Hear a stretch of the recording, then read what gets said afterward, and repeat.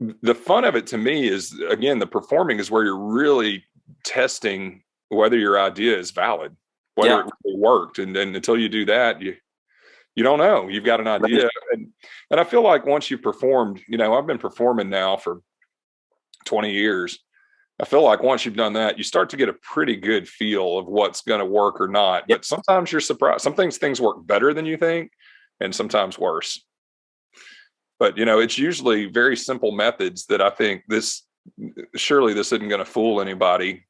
But, it's all about the story and the presentation, again, not the method. So it often does work.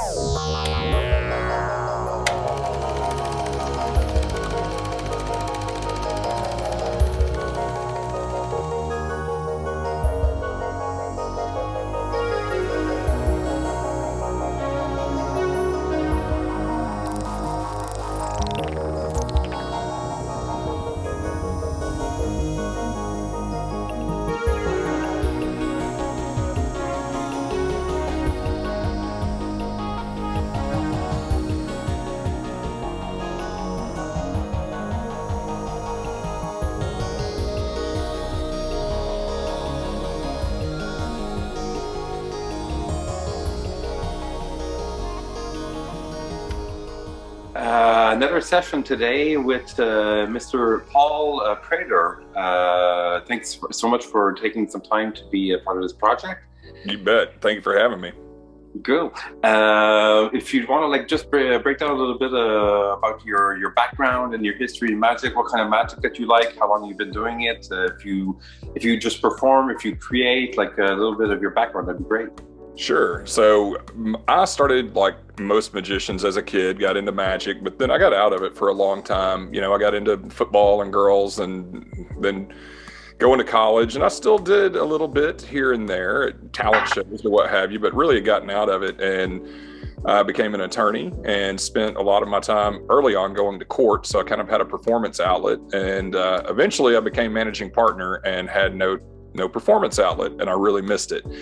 And when my daughter was born, my now ex-wife wanted me to stay home more, and I'm not much of a homebody, and I had to do something. So I broke out magic books and got back into it and just absolutely fell back in love with it, particularly mentalism. And then I found the bizarre area of magic, and that is really what kind of pulled me in. And about 2-3 months after breaking out those magic books, I did my first show, did a full 4-walled theater and sold it out.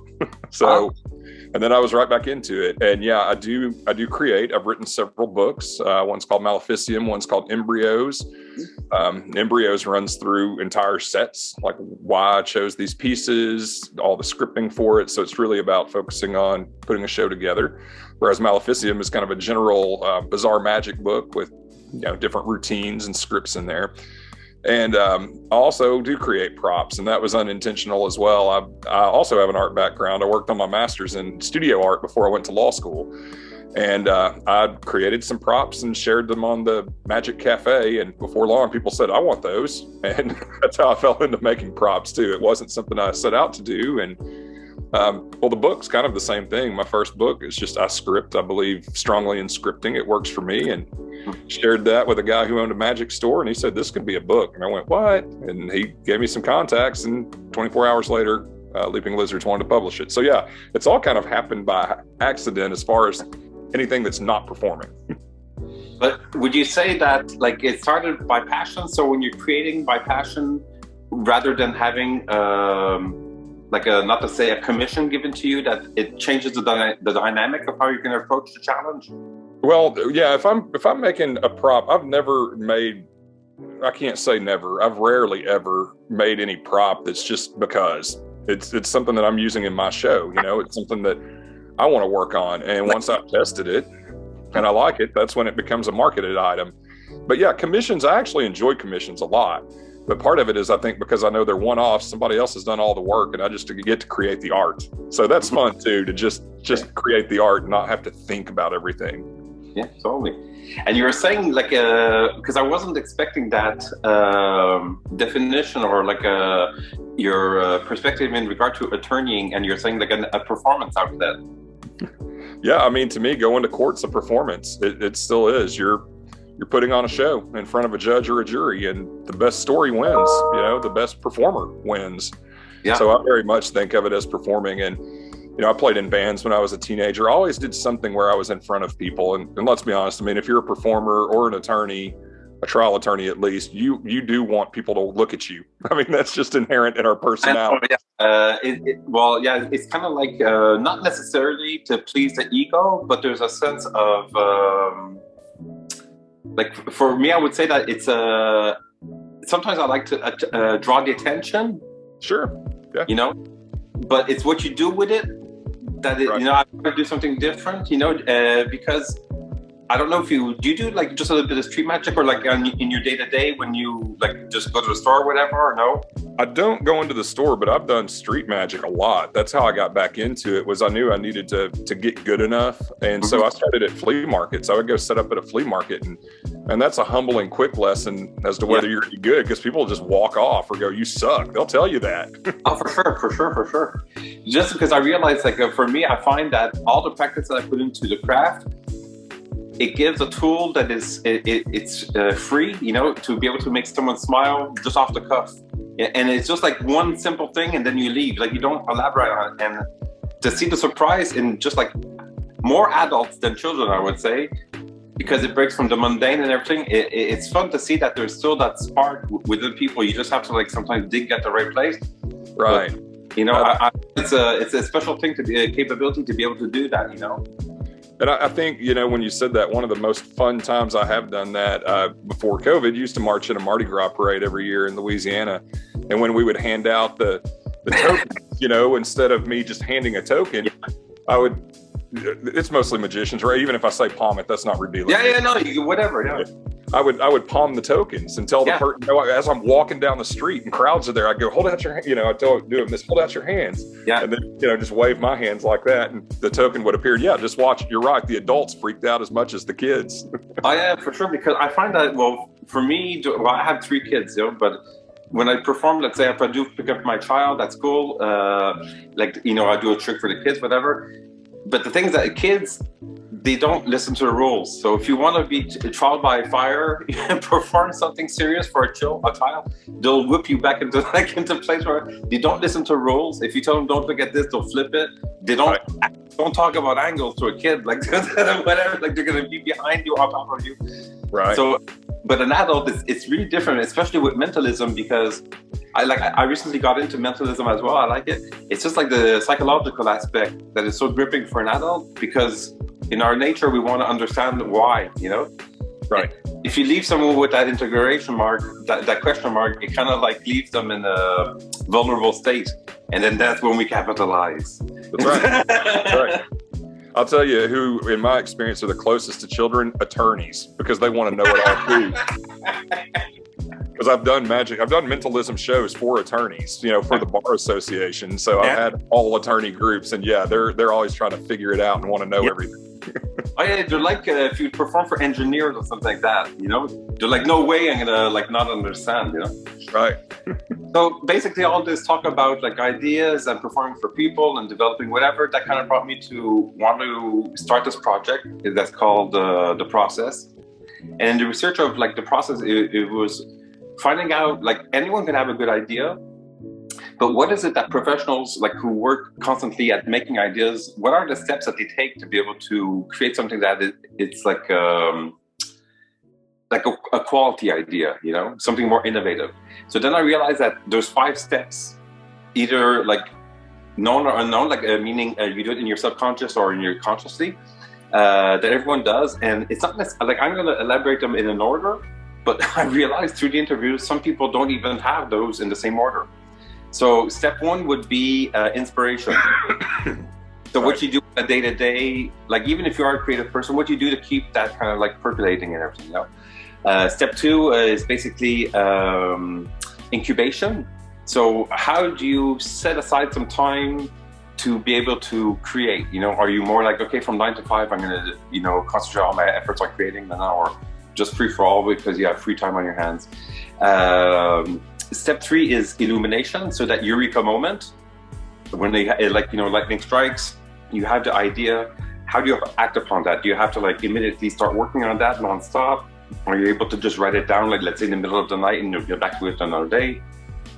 Step 4 is exploration. So now you've got your idea set in motion. You've got like the key to the puzzle to be able to make it function.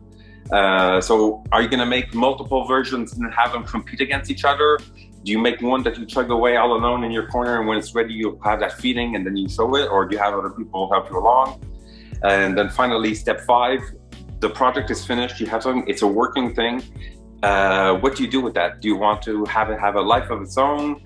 For you, was it just enough to get your rush by solving the puzzle? Like, how do you go about step 5? So those are the 5 steps. So go step 1, inspiration, like what you do on a day-to-day, besides going more with your girlfriend. Right.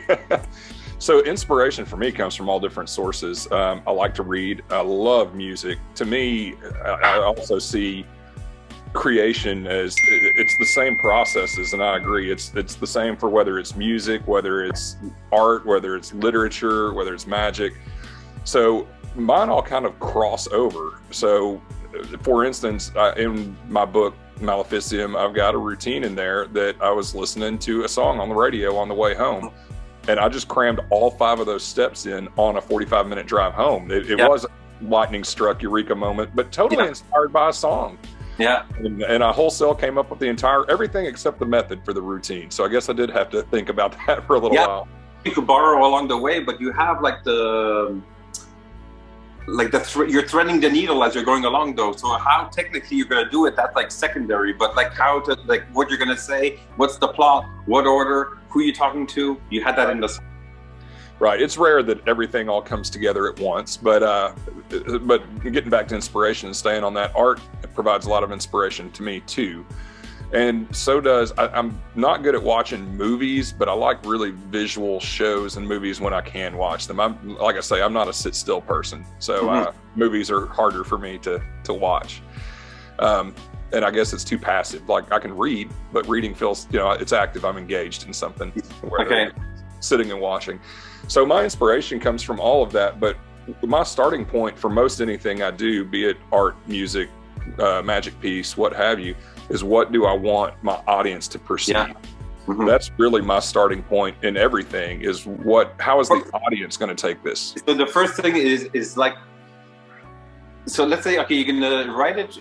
Is it sometimes you'll write it for you and at the same time it'll be talking to the audience? Or you're saying the starting point is literally on the other side first?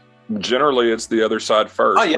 That gives me a direction. What do I want my audience to perceive? Especially when you're talking about magic, what's really happening is irrelevant.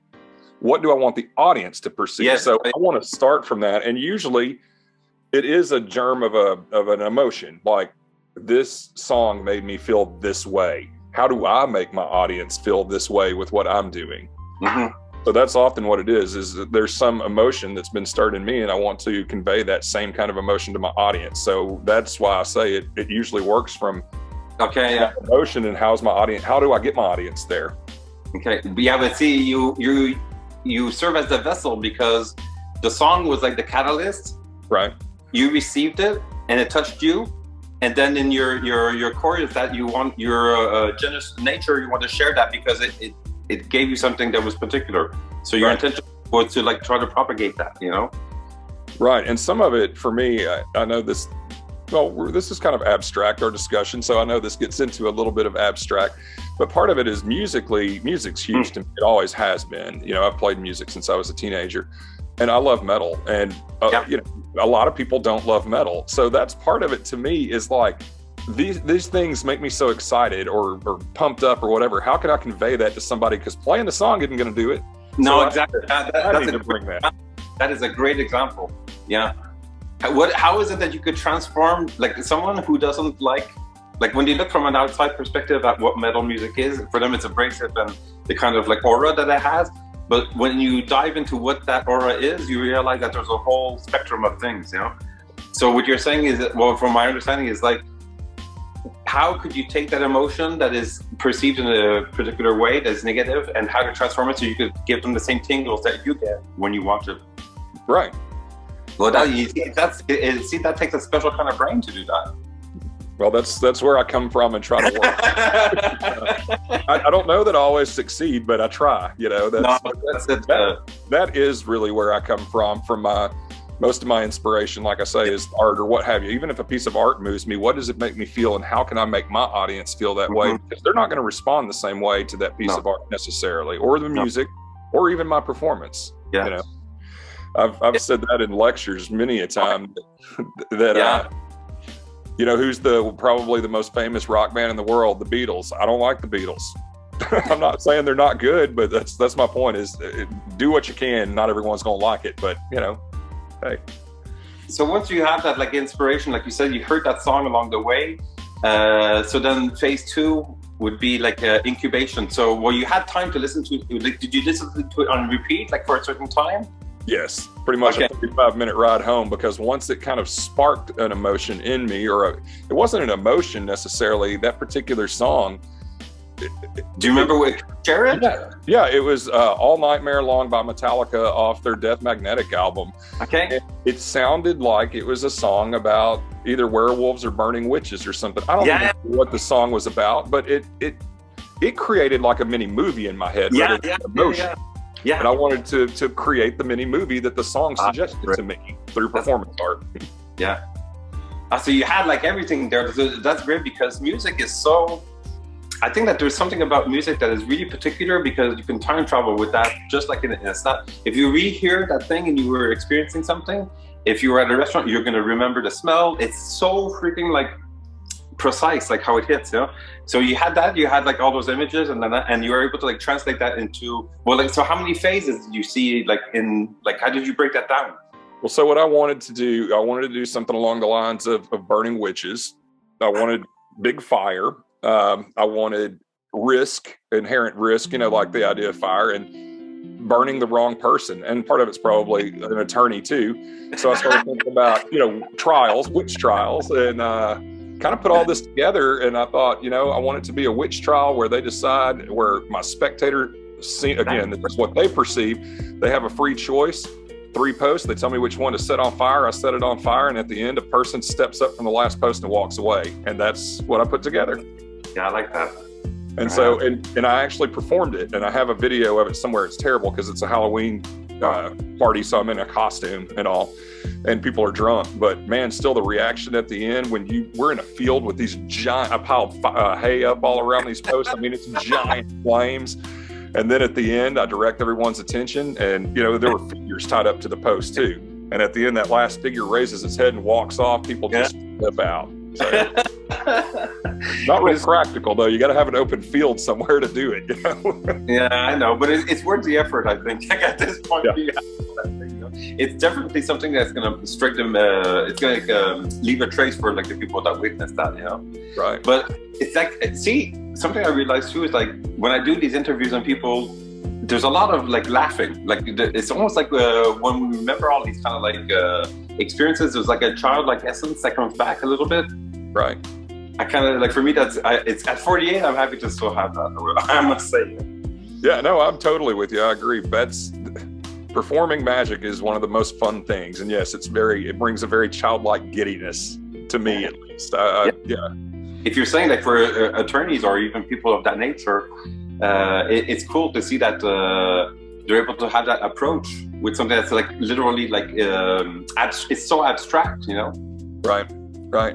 Well, the law thing too, just that's kind of that's my thing that doesn't fit with the rest of me. You know, I've always been into art and music and theater, that kind of stuff. So the law is kind of doesn't necessarily fit my personality, but yeah, it works well for me. So you went from law and justice and to the book of the law of Crowley. That's good. That's a nice segue. There you go.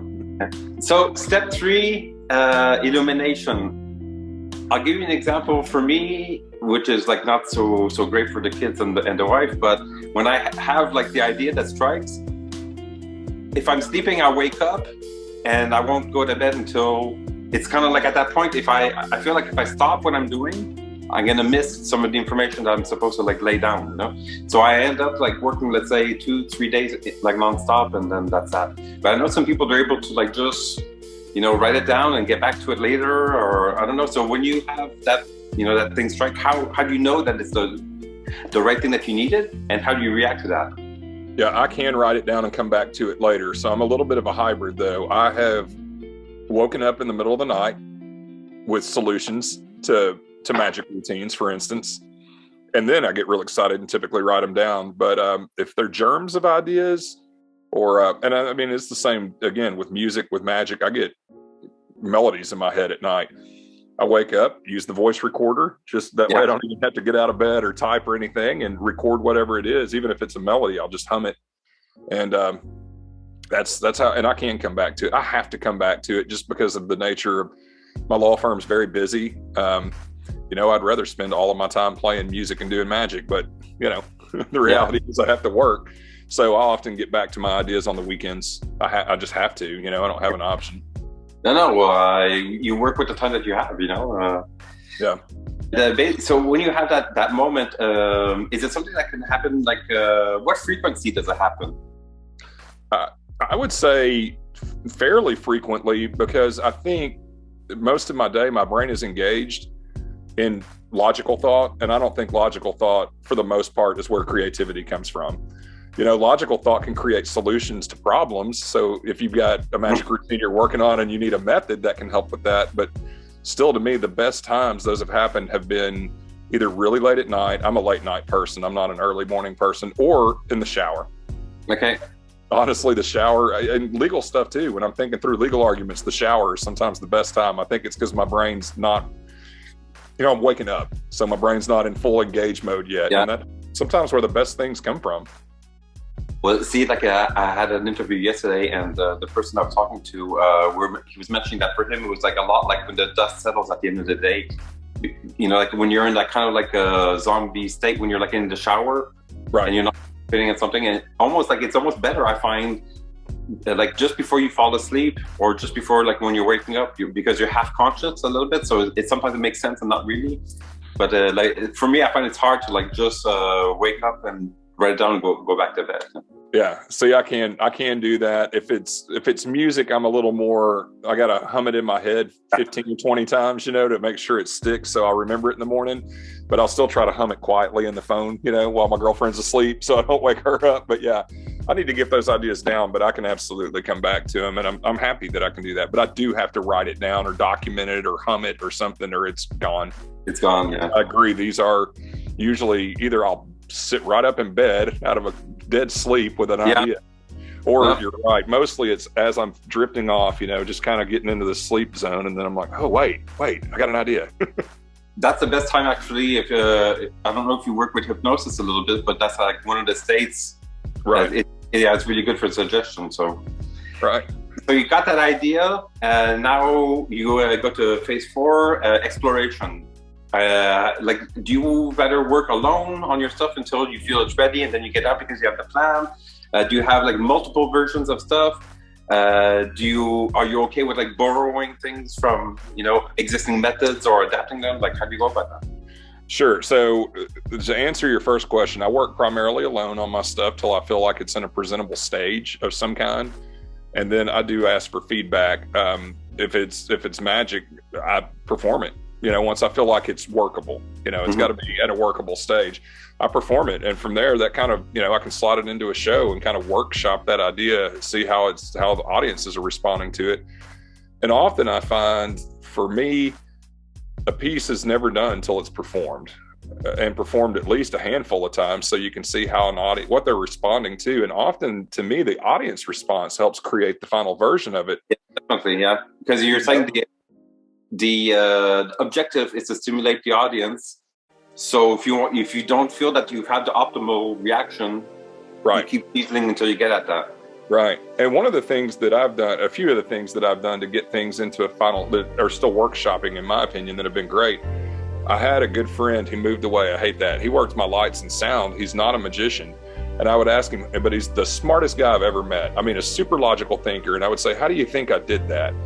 And if he was wrong, then I had to figure out a way to cut that off as a possible path that an audience member could go down. Yeah. But about half the time he was right. I've never seen anybody who could figure out methods without knowing any background in magic. He's just a super logical thinker. And because I would say, well, why do you think that? He goes, well, it couldn't have been this, and it couldn't have been this, and it couldn't have been this. So that's the only option. Yeah.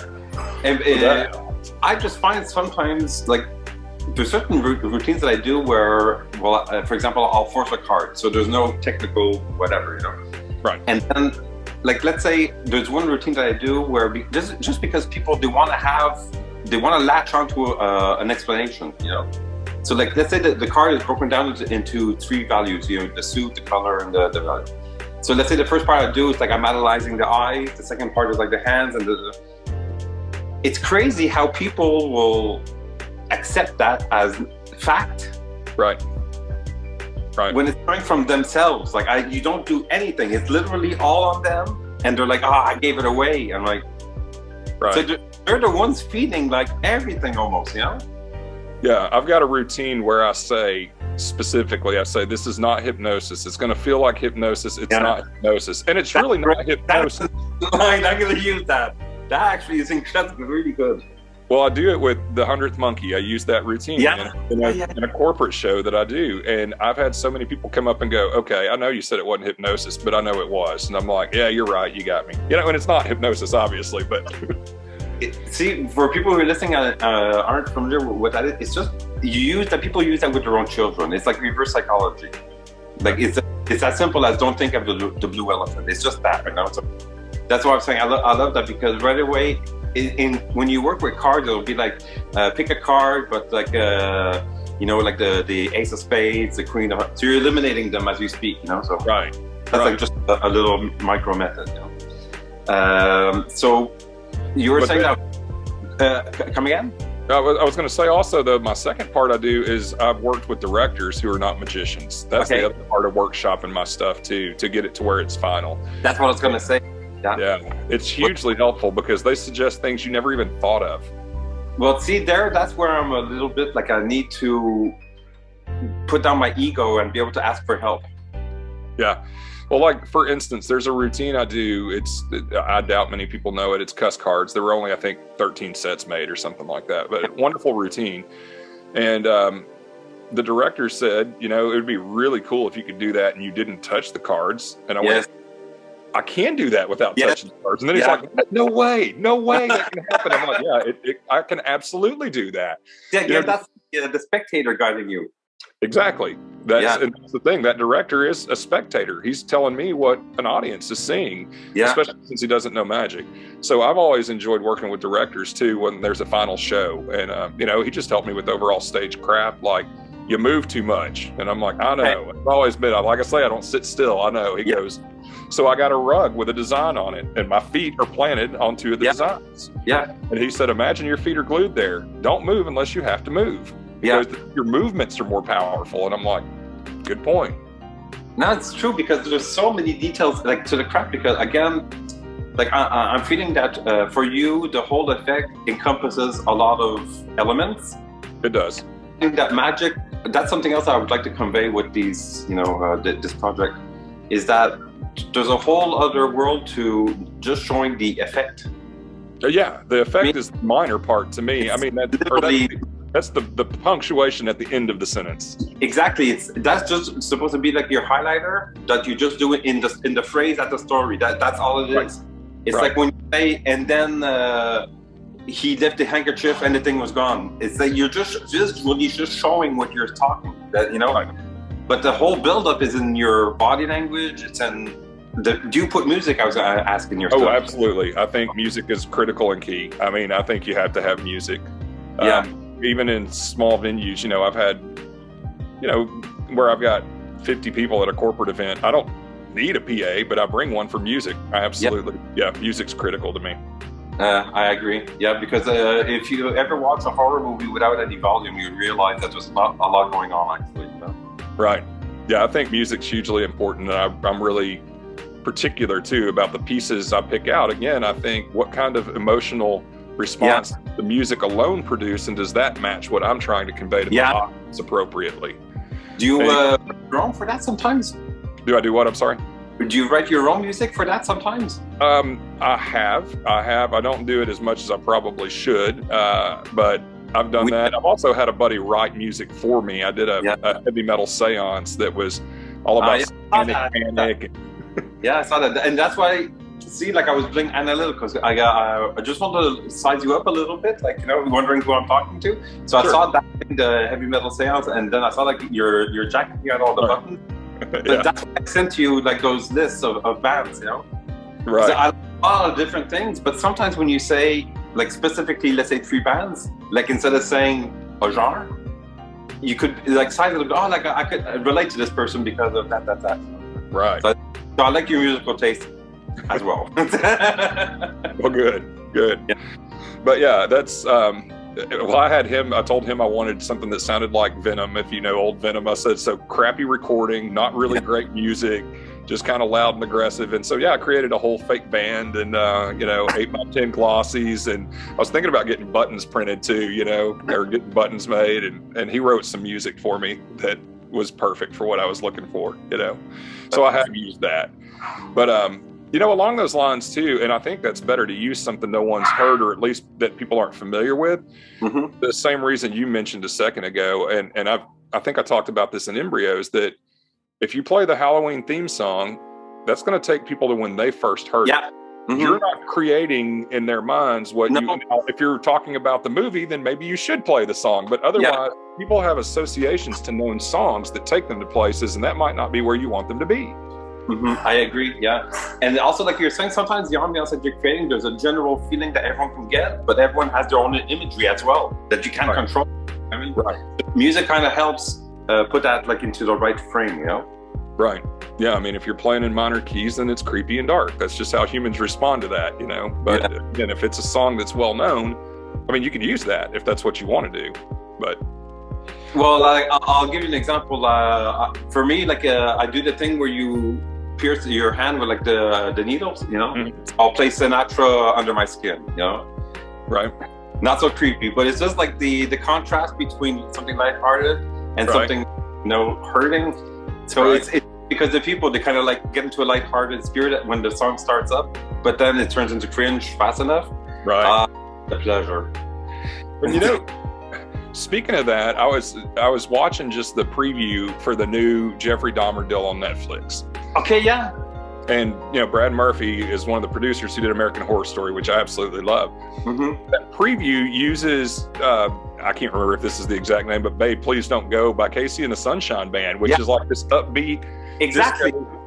And man, if they didn't make that the creepiest damn song I've ever heard, all of a sudden. That's the thing. Sometimes that cross, it's almost like a classical thing would be a toy box playing music. There's something between like childhood, being naive, right, and approaching unknown things, where do you cross a line and then it's too late. There's something good I like that with that, Well, and you just said something that maybe that's part of it for me. That song came out when I was a kid, so maybe I just had like happy childhood memories and disco songs, and man, they made that song creepy.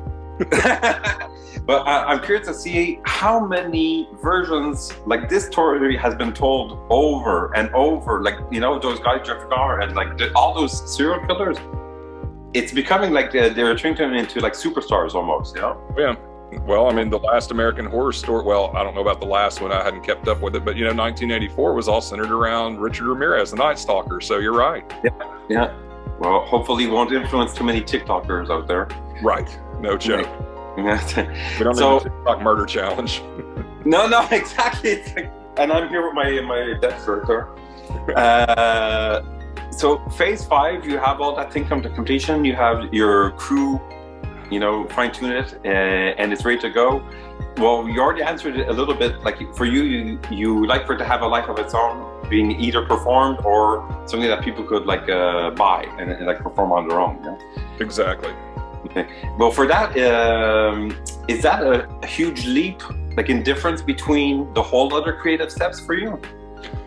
I mean, to me, it's not complete without that. So yeah, I look forward to that, to where I feel like I've worked this idea enough, where I've worked this script enough, And now it's got a life of its own, and it's a solid piece. Yeah, I love that. I feel like that's when it's done, and either at that point I'll write it in a book, or or some of those things I've released as props people can buy with the full scripting that I've been using.